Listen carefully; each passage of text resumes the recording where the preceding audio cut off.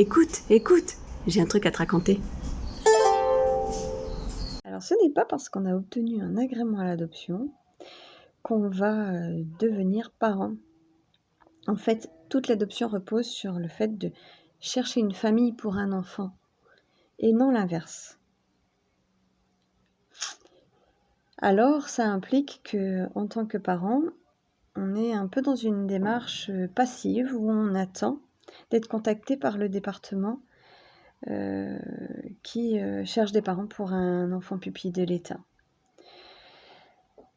Alors, systématiquement, je pense qu'on est inscrit dans son propre département. Si on veut faire appel à un autre département, alors là, il faut se faire connaître. C'est une démarche à part entière et avec l'agrément dont on dispose déjà.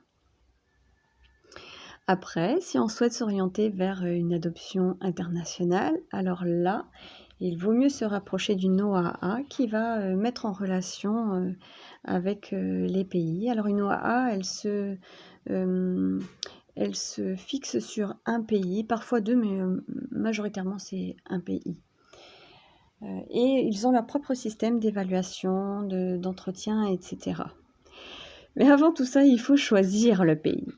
Et choisir le pays, ça veut dire regarder cette grande liste qui fait le détail de toutes les conditions, des conditions classiques, par exemple, depuis combien de temps on est marié, quel âge on a, l'âge des enfants qui peuvent être adoptables, etc.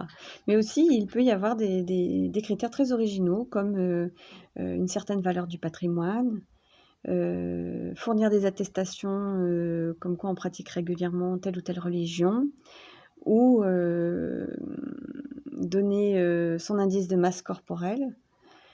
Enfin, voilà. Nous, on avait beaucoup de mal, avec cette grande liste, à s'orienter vers un pays en particulier quand, durant l'été 2016, une amie en vacances en Polynésie avec sa fille adoptée nous contacte. En fait, elle est dans la famille biologique de sa fille, où sa fille prend contact avec ses parents, avec ses frères et sœurs, etc. Enfin bon, un voyage plein d'émotions.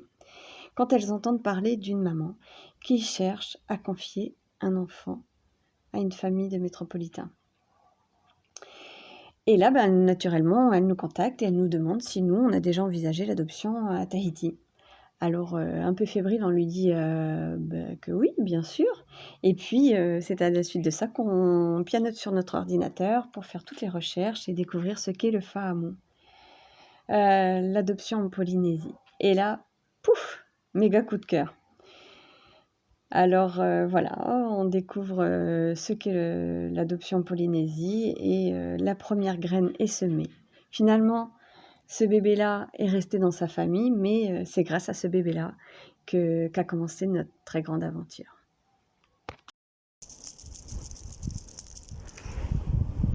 Ça m'a fait super plaisir de te parler. Merci et à bientôt.